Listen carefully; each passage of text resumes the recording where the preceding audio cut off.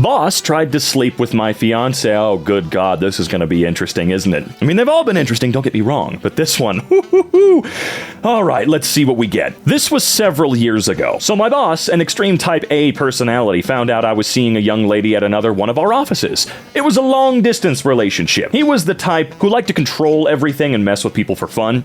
He was also married to another employee, but he was very unfaithful. And he had a hobby, photography.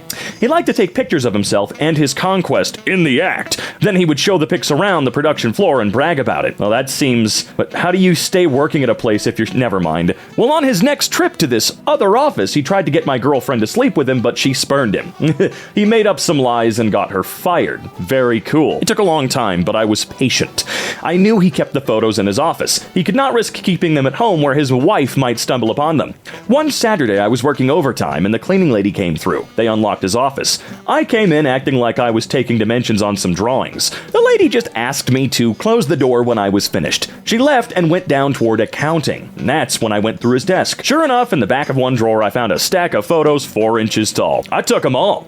Then I waited until he went on another trip. When he did, I went out for lunch. I had a dozen pictures of him, in the act with 4 different women all showing his face. The women all had dark or red hair. His wife is a blonde. I drove to the town he lived in, to the closest post office to his house, and mailed the pictures to his wife with no return address. She divorced him, and her lawyer took him to the cleaners. My girlfriend is now my wife, and we aren't mad anymore. It seemed like someone needed some consequences for his actions.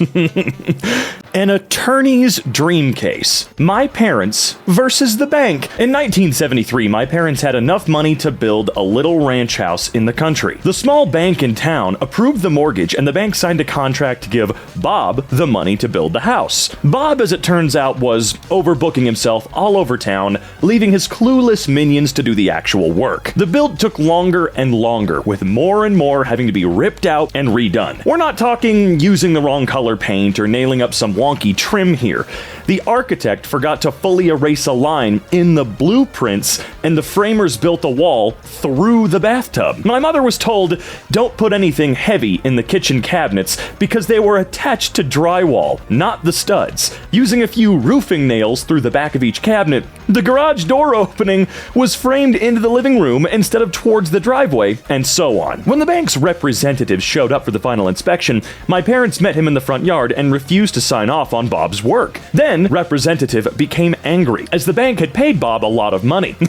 He strode to the front door and pulled on the doorknob, whereupon the entire door casing included fell on him. It had simply been wedged, not nailed into place. The bank called Bob, who finally showed up to supervise the work himself. The only problem was that Bob wasn't any better at building houses than his minions were. My parents still refused to sign off. My mother was a stay-at-home mom in a nasty rental with 2 tiny children while my dad was working 2 jobs while all this was going on. Throughout the entire process, the bank and Bob treated them very poorly, bullying my mom and lying to my dad. What should have been an exciting time for my parents was ruined. My mom cried a lot, and my dad got depressed. Finally, the bank threatened my parents with foreclosure, and Bob threatened to sue my parents for breach of contract because the bank refused to pay him any more money. Great. So my exhausted parents went to an attorney and gave him the rundown. Plumbing, electrical, tiling issues, the whole sorry mess. My parents were scared. All they had was their small down payment savings, so if this became a lengthy court battle, the bank and Bob would win. The attorney, Tom, was kind, but my dad said he could tell that he and my mom were doomed from Tom's facial expressions as he sorted through the paperwork.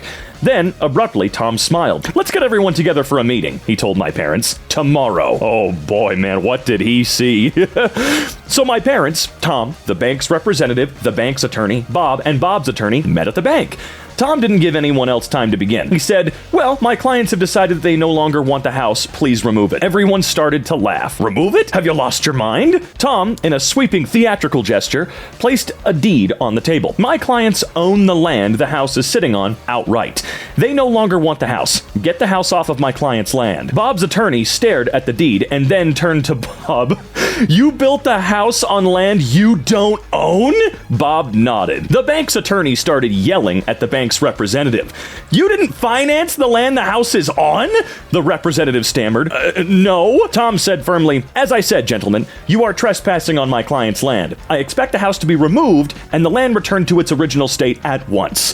My dad said he'll remember the blank looks everyone on the other side of the table passed to one another for his whole life. Sure, the bank could foreclose on a house that wouldn't exist by the end of the week, with no way to recoup the money. They didn't even own the land it was on. Bob was out the 50% he'd paid out of pocket. Plus, he was on the hook for tearing down the house and removing it. On top of that, the bank would undoubtedly want him to repay the initial 50% that they had given him. Yeah, I don't like that Bob was seemingly going to just get away with building something that's actually completely dangerous. I mean, kitchen cabinets with drywall anchors? No. Should not be working in this industry, that's for sure. Could they have gone after my parents? Sure. A foreclosure would have meant bad credit for my parents moving forward. They might lose their down payment, but to sign off on the house in its condition at that time would have meant thousands and thousands of dollars in cash to replace or repair everything from the roof to the basement before they could safely live there. The bank knew my parents didn't have that kind of money. They're the ones who approved the mortgage. Suddenly, my parents were good people. It was all such a misunderstanding. Oh, I bet it was. And the bank and Bob couldn't do enough for them. The house was brought in line with the original blueprints and specifications immediately, at no extra cost, but at considerable cost to Bob. My parents signed the mortgage, Bob got the rest of his money, and just about broke even on the build. The bank's representative was fired, and Tom, attorney extraordinaire, got a stinging tale of triumph to recall to fellow attorneys for the rest of his life. Before you question this tale, please remember that this was 1973 and that was 50 years ago. Banks did things differently back then. Smaller, rural banks in particular were not run the same way. The bigger city banks were, that is. There were far fewer federal regulations, and in a smaller community, people didn't always follow them anyway. I'm pretty sure they don't always follow them now. Yes, they built a wall through the bathtub. No, I'm not making that up. I even left out how a plumber left his lunch bag on a partially built kitchen cabinet, but the cabinet maker didn't feel like it was his job to move the bag, so he left it there and built the rest of the cabinet around it. I don't even know where Bob found these people, but they were gems, every single one of them, man. Hell yeah, victory. When I wrote my dad's obituary, I didn't mention my mom and exposed her years of abuse and neglect. My dad died December 1st, 2022. He briefly lived with me before his passing after a long stint of being chronically ill for the past 15 plus years. As his health declined, he relied more on my mom for things. Prior to this, she was never a great person and fully took advantage of his disability and mobility issues as he declined. For years, she claimed to be separated and divorced, talking to other men on the internet. She made claims many times that she was going to move away and marry someone else. In addition, she took advantage of him financially. We tried every legal avenue we could find to have her kicked out, arrested, or force her out, but those attempts were met with responses that it was a civil matter and there was nothing that could be done. He made me durable power of attorney and added me to all of his accounts. This is a small portion of her abuse, but I promise her actions were no less than neglectful and exploitative. I've tried for years to get my dad to move in with me, but he wasn't leaving the house he worked so hard to pay for. I brought him home on hospice the day after Thanksgiving and made sure his final days were the best they could be. After meeting with the funeral home to carry out his final wishes, I was told they required consent from my mother to allow me to cremate him. Why? I mean, I get married. I guess I get that, but okay. It was no surprise she initially told me no and only agreed after I allowed her to keep the Social Security survivor benefits, which would have been hers anyway. I wrote his obituary and left her out of it. There was not a single word or mention he'd ever been married or had a spouse. I didn't feel she deserved to be recognized or viewed as a grieving widow when she spent their marriage as a spouse in person. She lost her mind, and there were many questions from friends and family alike. Well, she can suck it, I guess. I've spent years in therapy working through maternal narcissistic abuse and believe if she didn't want me to talk about it, she shouldn't have done it. When people ask about it, I was honest about the years of abuse my father and I endured from her. I've completely ruined the public image and victim complex she spent years creating. I might be the villain and whatever in this scenario, but I'd do it again in a heartbeat. former manager made my life hell, and I finally got her fired. I was desperate to join a new job after my husband and I were both laid off last year. When I was offered a new role, I knew it would be a step down from what I was doing, but the manager and the team seemed great. And that part has not changed. However, since my manager Gary was so busy, he basically offloaded me to another manager, Jane. I was supposed to be the connection point between my team and Jane, but it quickly became Jane micromanaging me.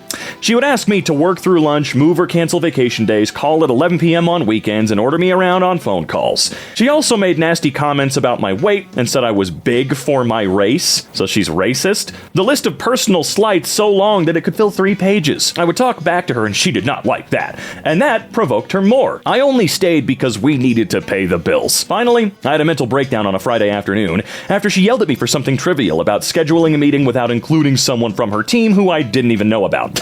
I was dealing with a family tragedy and couldn't take it anymore. I told Gary about the situation with Jane, and he was sympathetic and not at all surprised considering half of her team quit. He immediately offered to move me to a different team under him. I was thrilled. Well, turns out going to the new team didn't help. Jane continued to order me around from afar. When I ignored her emails, she came to my desk one day and started loudly talking about how I'm not qualified for this role. Gary overheard and finally told her off, but the verbal abuse did not stop. After 2 months there, I abruptly wrote my resignation letter and stapled the list of Jane's offensive comments and CC'd everyone. Gary offered a bunch of accommodations to try and keep me, but seeing how she was still provoking from afar, I said the only way for me to stay would be for her to go, and he did not have the authority to do that. Her manager was in a different country, and despite several HR complaints from at least 5 people, nothing was done. So I left, loudly and without shame, telling everyone exactly why I was leaving. Times were very bad for 3 months. There were nights we would eat slices of bread just so we could pay the mortgage and emergency expenses from a health crisis and a funeral.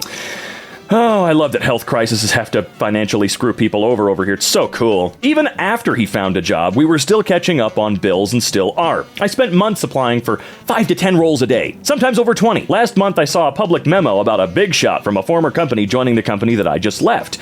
I used to work with this guy closely and texted him a congrats, let me know if you need any insights on the new place. We had a quick call where I told him some ins and outs where I thought they could innovate. After this call, he asked me to join the team as his chief of staff. I accepted. Why wouldn't you? Imagine Jane's shock when we had our first all-hands call. All the VPs and above were asked to welcome the new big shot in a giant conference room. In Big Shot's speech, he breezed over that I'll be his chief of staff, along with a few key names. I sat 2 levels above Jane, and apparently, within the 3 months I was not there, the other half of her team turned over. Every single person left. Gary was excited for me and said all nice things. However, Jane took the classless route and sent Big Shot an email about how I'm unqualified and an idiot. That I used to work for her, how I tried to get her fired, and that she suspects I lied to get ahead. She didn't even try to be fake nice. Big Shot forwarded me her email and asked what this was about. I was so nervous and excited. Little did Jane know I was a director at Big Shot's competitor company and was already a level above her. So 2 levels isn't a big leap. And I worked with him for 5 years. I had an hour call with Big Shot and told him she was bad for the company culture and was a nasty person in general. But the evidence he needed was Gary confirming that her whole team has been turned over. My prior resignation letter, which was still sitting on my desktop when I logged in upon return, and a few other nasty emails she sent her recent staff, which they were happy to share. Big Shot fired Jane on Friday. Get wrecked! Hey guys, just wanted to remind you of all that great merch over at MKShop.com. Check out our all-new hoodie. 100% cotton, terry cloth inner lining. It is the comfiest and coziest hoodie I think anyone's ever released. Head on over to MKShop.com and make sure you use code BOOBIN at checkout to get yourself free shipping. Try to steal my legally rented parking spot? Enjoy being unemployed. Oh god, alright. I'm a professional driver. As such, on the roads in the US, there are different truck stops throughout the country that have a pay-to-park system. Usually about 10 to 20% of the lot is marked off as reserved, with each space running $15 to $25. The truck stop where this took place had parking for $17, which is relatively cheap for a guaranteed spot. The spots are reserved for 24 hours, starting at 4 p.m. local time and extending to 3 p.m. the following afternoon. I knew that I would have a late night delivery, so I came to the truck stop around 3:30 and paid for a reserved spot. I told the manager on duty that I had a delivery up the road that night and would be back once delivery was completed, but should still be able to clear out the spot by the next afternoon. She told me that was okay, and she would mark the spot as sold when I left. That way, if someone else comes in trying to reserve it, they'd have to consult her notes, and they would deny the sale. 11:15 rolls around. I take off for my delivery. I don't get out of that facility until 2:30 a.m. the next morning. This morning. So I groggily drive back to the truck stop to reclaim my paid-for spot, only to find that the reserved parking spaces are all full. I call the manager on duty, and after giving her my info, inform her that all the spots are full and that someone's parked in a spot and hasn't paid for it. She sends her other employee out to start checking trucks. The culprit was from a company that's known for their bright orange trailers, and he was a company driver. The other employee starts banging on his door to inform him that he's parked illegally and has to move. Meanwhile, I can see the commotion from my mirror with my vantage point in the fuel island, where I had been instructed to temporarily park. The driver answers the door with a bottle of Heineken in one hand and some sort of smoking implement in the other. I know what it is, but for the sake of mods, I'm not going to say it. Really, we have to worry about that on Reddit? Is weed not allowed to be talked about? Or, nicotine or anything? Nothing? Really? I decided to roll down the window to hear the commotion, and I hear the employee tell the driver to either move or he'll get the towing company and police involved. The driver's flat out irate that someone had the audacity to tell him where he can and cannot park, so he slams the door on the employee, threatening it. Employee calls the police and the tow company, and the police show up first. I'd worked for this company before, so I know their policies, and more importantly, what they can and cannot have in their trucks. Alcoholic beverages are not allowed in the cab. Anything that isn't a cigarette or a cigar and a lighter, also not allowed. The coup de grace, a pew-pew of any kind, absolutely not allowed. We can't call it a gun. And especially not allowed loaded. This driver had all that, and some other not so legal substances in his cab. So, he was hauled away in cuffs. His truck was hauled away on a wrecker. I made a call after the commotion died down to the company safety director and informed them that the rig will be in an impound lot, and their driver is going to jail over the not-so-legal stuff he had. She thanked me. She said that he will definitely lose his job, especially over the alcohol and other not-so-legal stuff. I guess he played the screw around and find out card, and it bit him in his career. Yeah, that was definitely not a smart choice to park somewhere you know you are not supposed to, you haven't paid for, all while carrying a bunch of illegal stuff and things that are against your company's policy. What a great choice, my guy. Former manager ends my job at the company I loved. I helped end his career in local tech forever. The background. I worked at a very big tech company for a long time, like decades. Over the years, I had worked my way up from being a noob to a kind of specialist fixer.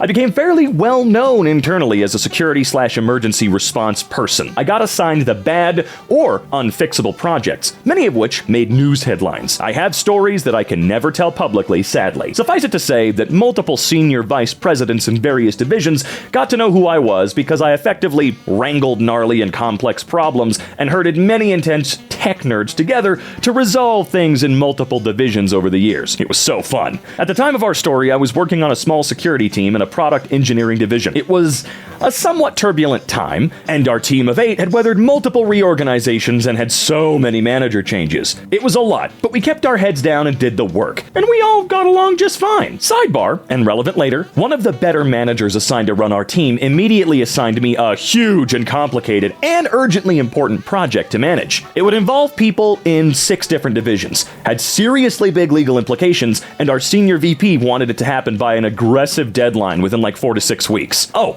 and my manager was leaving imminently on a long-planned vacation, so he apologetically would be away for the next 3 weeks and unable to assist. Cool. The project was to do something big and technical, which had never been done before. So, no one was entirely sure how to do it, who all it would require, what steps in what order. Some of the key players had what we gently call difficult personalities. Oh, and by the way, it would definitely make international news and cause a ripple in the industry when we did it. No big whoop. Yeah, you keep saying stuff like that, I have got to know. I need to know what the hell this was. Manager was a decent guy, and he felt bad about leaving me with this thorny mess. And I did it. We got all the people from all the divisions in a room and mapped it all out on a whiteboard, took days, and hashed out how to do it before the deadline. Actually, well before, for bonus points. And we lined everyone up to get it done. Before we pulled the actual trigger on the very big thing, I had to attend a meeting with the VP and executive leadership, several levels of management above me, and with the legal team to present the plan to assure that all of the execs that were ready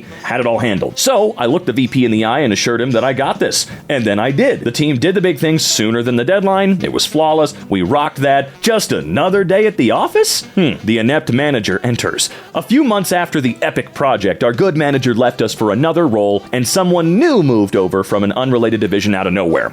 We'll call him Inept Manager. Inept Manager did not know anything about security. He did not know anything about emergency response. He didn't know anything about what our division did. In fact, no one on our team had ever heard of him. He was the worst kind of middle manager. Self-important, dismissive of everyone, cares most about appearances and ego, micromanages stuff he didn't comprehend or doesn't comprehend, and just makes everything worse. But he apparently knows people, and those people get him job assignments because of politics, loyalty. He certainly didn't have any skills or experience for our team. That guy is the worst. One of Inept Manager's many weird quirks was that he didn't think it was appropriate for our team to disagree with or correct each other in front of other people.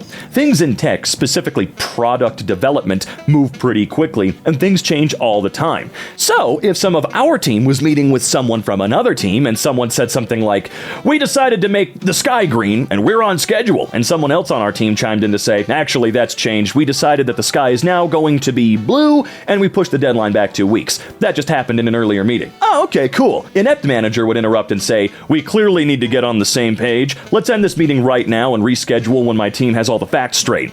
What? That's insane. We'd literally never have any meetings if we waited until everyone knew all of the same information all the time. Also, isn't the point of a meeting to get everyone on the same page? Who cancels a meeting for that reason when that is what a meeting is all about? What an idiot. All right. Other teams would routinely leave meetings with us with inaccurate info, which affected release schedules, resources, etc. It was just a mess. Inept Manager hostility. Shortly after Inept Manager became our manager, he started being really hostile to me. Not to everyone on the team, just me. As far as I knew, I hadn't done or said anything to earn this hostility. Suddenly, after 20 plus years at this company, I could do nothing right. While this jerk didn't actually understand most of what my job was, he was sure I wasn't doing it right, and he was quick to tell me so, and often in front of others, to the point that my coworkers would take me aside and ask what the hell is going on. I don't know either. The thing is, I was the only woman on the team, and I have a disability. Now, I've been through some things working in high tech over the decades. It was very much an old boys club back then, and me, I was fine. I'm not one to claim discrimination at the drop of a hat for no reason. However, when I was trying to piece together the cause of this dude's hostility, some of his comments were sexist and not at all subtle. He also didn't like that, due to my disability, and frankly, my seniority, I was given one of the few offices with a door on it in our new building. The rest of our team was in open floor plan cubicles, which everyone hated. He was incensed that I, a lowly director report and woman, got an office and he didn't. Harumph! I had more seniority than just about anyone, so even without my disability, I'd have scored the office ahead of him. Note that other men in our division got offices too, because again, seniority, and that bothered him less. But I was the only woman on our floor with a door, and I was his subordinate. His ego did not like it one bit. He threw a fit about it repeatedly. There were lots of other things he said. My favorite among them towards the end was him reprimanding me for my bad attitude in a meeting we just had.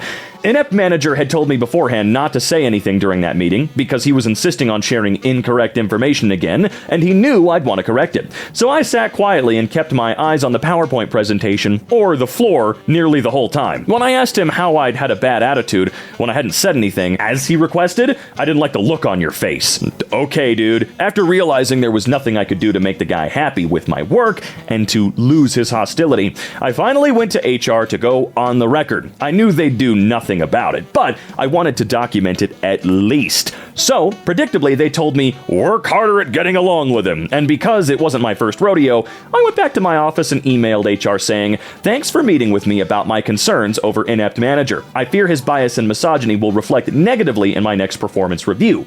HR should be aware that there's a real problem here, and I hope you'll take steps, etc., etc., which of course they didn't. But now it was on the record. The axe falls. And then, a few months later, he gave me a terrible performance review, as expected.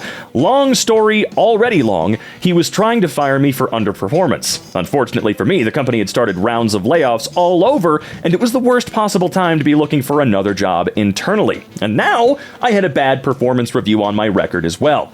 I went back to HR and said, you know that thing I said I was worried would happen when we met 6 months ago? That happened exactly as I said. Now what? HR once again was no help. Also, they'd done literally nothing, but hey, it was on the record again. Helpful for the attorney later. Blah, blah, blah. When I realized I couldn't find a new gig at my company because of all the layoffs, I scored a new job for much more money at a different local tech company, and pretty quickly. I live in a tech-heavy area. There was lots of shuffling between 3 to 4 big companies during this time period. We'd often bump into other company veterans at these other companies. It was a small world. With my track record and references, it was super easy. After that was lined up, I called an employment discrimination attorney to negotiate my exit from the company I thought I'd work at until I retired. Sad face. Because I had documentation with HR explaining inept managers' misogyny and ableism going back for some time, and because they'd done all about it, and because there were witnesses who confirmed his behavior, they had no leg to stand on. They agreed to write me a relatively nice check to go away and not sue them, and I agreed to not talk about the details of my separation agreement. I went down to my lawyer's office and signed it. I looked to see who had signed the agreement for the company. I assumed it would be someone from HR, but it was still blank. I'd eventually get a copy once someone there signed it. I took my check and packed up my office and left. Bye, old company. I started my new job a few weeks later. Karma begins. This was August of that year that I left. I got my copy of the executed contract in the mail in October. Who signed it for the company? Not HR, but my executive vice president. The one who asked for the urgent, highly important, legally complicated project. The guy I looked in the eye personally and then delivered on this very big thing, TM, he personally asked for before the deadline he asked for. That is who signed off on my separation agreement. I suspect that he had no idea until that moment that I was gone, and I imagine that he likely had many questions about what the hell had happened. And also, why did they have to pay me a chunk of money on the way out? Whoops. I chortled when I saw it. Since the VP knew me and we had some history, an inept manager was new to the division and was one of hundreds of middle managers he'd likely never have heard of, I'm guessing inept manager had some explaining to do. I really enjoyed the thought of that. Karma for reals. Cut to November. As I mentioned, it was a relatively small tech community in the area, and those of us who worked in security in particular at Company X would often encounter other current or former colleagues at Company Y or Z or whatever. Heck, there was a ton of poaching going on between the companies. One day, I got an in-company chat from someone who'd worked in security at my old one. We'll call her Security Colleague. Security Colleague asked me if I knew someone named Inept Manager. Why yes I did. Why? Because Inept Manager was appearing on Security Colleague's schedule to interview for an open management position the very next day. It seems that shortly after my former executive VP had signed off on separating, or my separation agreement, I should say, Inept Manager was actively looking for a new job at a new company. Security Colleague asked me what I thought about Inept Manager. I said, I can't really talk about it for legal reasons, which, boom, everyone knows what that means, but if you wanted to ring my personal cell phone later this evening to catch up on old times, please do. She did. I hypothetically shared some stories with her about Inept Manager. I also told her where his hot buttons are, the appearance/ego thing, the dominant stuff, etc., and all about his misogyny and ableism, which was perfect since she was conducting his interview. I may have shared some specific scenarios or questions to ask, which I knew would set him off. I wished her luck, and for the love of all that is holy, to please call me after when appropriate and tell me how it went. It did not go well for Inept Manager. When Security Colleague rang me, I couldn't wait. How did it go? Well, he got combative and angry and yelled at me twice during his interview to be hired as a manager. There were lots more details now lost to time, except at that company, interviews loops were assessed as such. Strong hire for this role. Hire, but not for this role. Not a good fit for this job. We like him. No hire ever. Not for any role. Inept Manager's interview was rated the last one. No hire ever.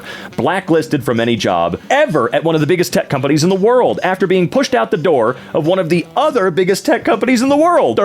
Shortly after that, it appeared that Inept Manager moved himself and his wife and kids a few states away to work at a smaller company in another region. It took less than 6 months from when I left my old company for him to be gone as well.